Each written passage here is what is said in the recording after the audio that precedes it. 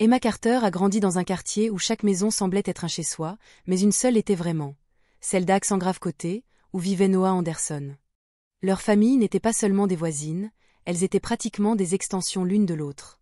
Dès qu'Emma a pu marcher, Noah était là, la traînant dans des aventures dans le jardin, construisant des forts avec de vieilles couvertures et transformant chaque jour ordinaire en un souvenir inoubliable.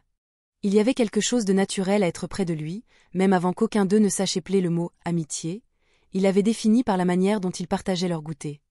Se murmuraient des secrets sous les lumières du porche et inventaient des jeux idiots que seul eux comprenaient. Noah était son constant, une ombre pendant la journée et la voix au bout du fil la nuit. Mais quelque part entre les genoux écorchés et les sessions d'études tardives, quelque chose a changé. C'était subtil au début, la façon dont son cœur s'emballait quand son nom apparaissait à l'écran, la chaleur qu'elle ressentait quand son rire résonnait dans la rue, la soudaine conscience de la manière dont sa main frôlait la sienne sans qu'il s'en rende compte. Elle se disait que ce n'était rien, qu'ils étaient juste meilleurs amis et qu'ils le seraient toujours, mais son cœur ne la croyait pas. Au collège, ils passaient chaque après-midi au parc, allongés sur l'herbe, parlant de l'avenir comme s'ils avaient la moindre idée de ce qui les attendait. Noah dessinait des plans pour sa voiture de rêve, tandis qu'Emma décrivait la boulangerie qu'elle voulait posséder un jour, lui promettant des réductions à vie sur les cookies aux pépites de chocolat.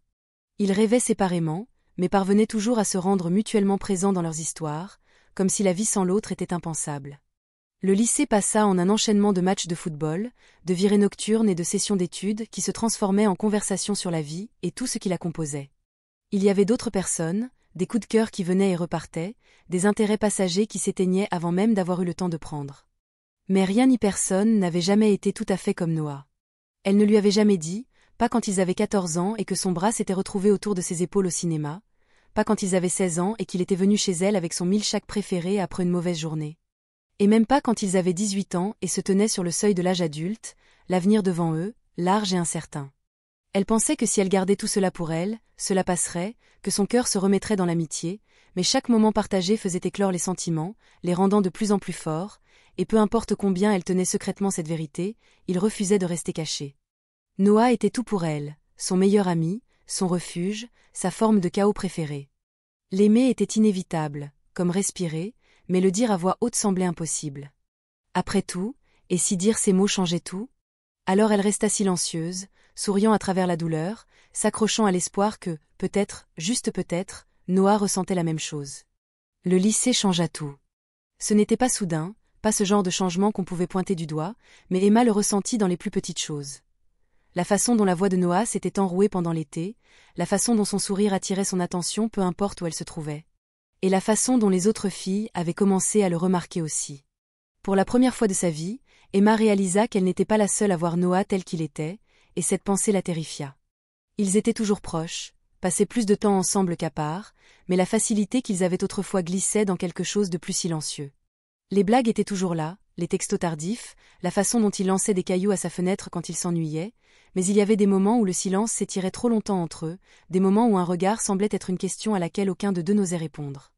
Elle sortit avec quelqu'un d'autre, rien de sérieux, juste un garçon de sa classe qui la faisait rire. Noah ne dit rien quand elle lui annonça, se contenta de sourire et de dire quelque chose sur le fait que le garçon avait de la chance, mais cette nuit-là, il cessa d'envoyer des messages en premier. Son nom apparaissait toujours en haut de ses notifications, mais le rythme avait changé. Réponse plus courte, pause plus longue, comme s'ils retenaient tous les deux quelque chose. Emma se dit que tout allait bien, que c'était normal, que les gens grandissaient et se séparaient, mais cela ne ressemblait pas à une séparation, c'était comme se tenir au bord d'une falaise, se tenant par la main, trop effrayé pour sauter en premier. Cela aurait tout changé si l'un d'eux avait été plus courageux la nuit du bal de fin d'année, lorsque Noah se présenta à sa porte avec une cravate de travers et les mains enfoncées dans ses poches, disant qu'il voulait juste voir sa robe. Elle tourna sur elle-même dans l'allée, et pendant un instant, sa main effleura le côté de son visage. Il aurait pu l'embrasser, elle aurait pu le laisser faire, mais ils reculèrent tous les deux, riant trop fort de rien. Il y eut cette nuit où ils restèrent dans sa voiture pendant des heures, la pluie striant les vitres, aucun d'eux ne disant grand-chose. Emma venait de rompre avec son petit ami, et Noah était venu sans même lui demander si elle avait besoin de lui.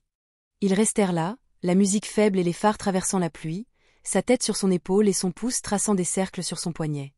Elle aurait pu lui dire, il aurait pu lui dire, mais au lieu de ça, ils restèrent silencieux, leur cœur trop bruyant pour entendre autre chose. Ce qui la terrifiait le plus, ce n'était pas de le perdre, c'était qu'ils n'auraient peut-être jamais la chance de découvrir ce qu'ils pouvaient être, qu'ils passeraient le reste de leur vie de chaque côté d'une ligne que ni l'un ni l'autre n'osait franchir. L'inexprimé s'étendait entre eux, devenant de plus en plus lourd à chaque toucher qui durait trop longtemps, à chaque regard qui durait une seconde de trop. Ils étaient les meilleurs amis, ils étaient tout, sauf ce qu'ils désiraient le plus, et d'une certaine manière, cela suffisait presque. Les années passèrent plus vite qu'ils ne l'avaient prévu. L'université les emmena dans des états différents, des vies différentes, mais peu importe combien de kilomètres les séparaient, Emma savait toujours exactement où était Noah. Et elle le savait parce qu'elle ne pouvait pas s'empêcher de vérifier. Son nom ne quittait jamais le haut de sa barre de recherche, son visage ne cessait d'apparaître dans ses souvenirs, et même lorsque des mois passaient sans qu'ils aient une vraie conversation, il était toujours là, dans tous les endroits qui comptaient. Il parlait de moins en moins, non parce qu'il le voulait, mais parce que la vie se mettait toujours en travers. Un texto rapide ici, un appel aléatoire là, et chaque fois qu'il parlait, c'était comme si le temps ne s'était jamais écoulé. Mais il y avait une distance maintenant, pas seulement les kilomètres entre eux, mais autre chose, quelque chose de plus lourd. Ils la ressentaient tous les deux, le poids de tout ce qu'ils n'avaient pas dit, des mots laissés de côté lors de trajets en voiture et de silences tard dans la nuit, des années avant. Ce fut un mariage en famille qui les réunit enfin face à face. Emma le vit à travers la pièce avant qu'il ne la remarque, et pendant un instant, ils étaient à nouveau âgés de 15 ans, juste Emma et Noah, sans attente, sans histoire trop compliquée à tenir. Mais puis il se tourna, et ses yeux rencontrèrent les siens, et tout revint d'un coup. La chaleur, la douleur, les 1000 petits moments qu'elle avait essayé d'oublier. Il était différent, mais pas vraiment, plus grand, plus affûté, comme le changement que l'âge impose aux gens, mais son sourire était toujours le même, doux, légèrement de travers, comme s'il savait quelque chose que personne d'autre ne savait. Et lorsqu'il traversa la pièce, lorsque ses bras l'enroulèrent autour d'elle sans hésitation, tout était encore là, chaque pièce de ce qu'ils avaient été, juste sous la surface. Ils se retrouvèrent dehors avant même de réaliser qu'ils s'éloignaient du bruit, loin de tout le monde. L'air était frais, les étoiles brillantes, mais Emma remarqua à peine. Son cœur était trop bruyant, ses mains trop tremblantes. Ils se tenaient trop près, et pour la première fois, il n'y avait plus ce tampon de l'enfance ou ces excuses derrière lesquelles se cacher. C'était juste eux, bruts, inexprimés et impossibles à ignorer. C'est Noah qui brisa le silence, comme il l'avait toujours fait. Sa voix était plus douce qu'elle ne se souvenait, un peu plus rugueuse, mais les mots étaient clairs. To Emma's Monk. 3 mots simples, mais ils la frappèrent comme une tempête, ébranlant tout ce qu'elle avait passé des années à enterrer.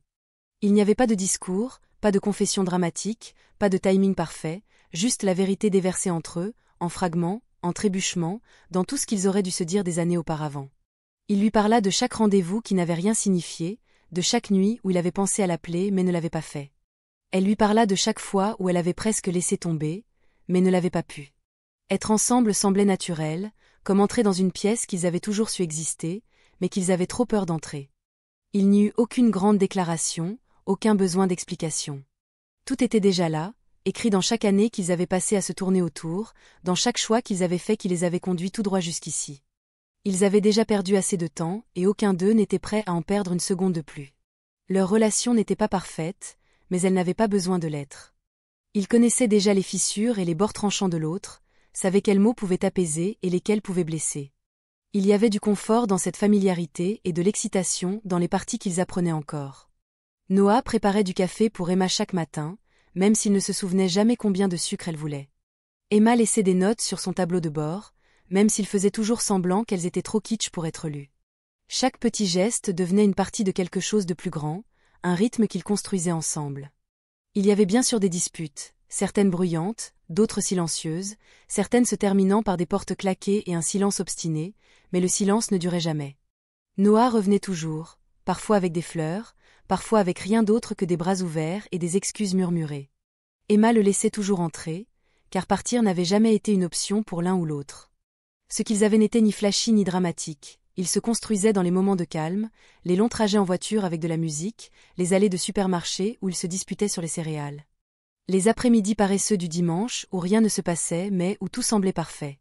C'était dans la façon dont la main de Noah trouvait toujours la sienne sans y penser, dans la manière dont la tête d'Emma s'adaptait parfaitement à son épaule, dans la façon dont ils existaient dans un espace qui leur appartenait uniquement. Avec le temps, l'amour n'était plus une question, mais une constante tissée dans leur quotidien, comme une respiration.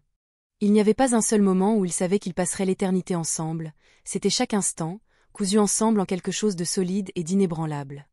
Ils se choisissaient encore et encore, dans les plus petites manières, celles qui comptaient le plus. Noah proposa le mariage un mardi comme un autre, non pas parce que le timing était parfait, mais parce qu'ils se brossaient les dents côte à côte, qu'Emma portait son vieux sweat à capuche et qu'il lui vint à l'esprit qu'il n'y aurait jamais personne d'autre. Il n'y avait pas besoin de bougies ni de discours, juste une question simple et un « oui » facile de sa part. Leur mariage n'était pas grandiose, mais il était le leur, des rires, de la musique et des mains qui ne se lâchaient jamais. Ils ne promirent pas la perfection, mais la patience, l'honnêteté et le courage de s'accrocher même lorsque les choses devenaient difficiles. Plus que tout, ils promirent de ne jamais arrêter de se choisir, peu importe ce qui viendrait ensuite. Des années plus tard, avec des cheveux grisonnants et des rides de sourire profondément marquées autour de leurs yeux, Noah trouva une vieille lettre. Le temps a une façon d'adoucir les souvenirs, d'estomper les bords des moments les plus importants, mais pour Emma et Noah, certains souvenirs ne s'effacèrent jamais. Leur histoire n'était pas un conte de fées parfaits, et ce n'était pas censé l'être. Elle était bâtie sur des années d'hésitation, de sentiments non dits et de chances qu'ils étaient trop effrayés de saisir, jusqu'à ce que la vie les y pousse. Mais au final, la seule chose qui comptait, c'était qu'ils avaient trouvé leur chemin, non pas à travers de grands gestes, mais à travers la décision silencieuse de ne jamais abandonner l'un l'autre. Leur amour n'était pas question de perfection, mais de choisir la même personne pendant les bons jours et les mauvais jours, même lorsque le silence semblait plus facile que l'honnêteté.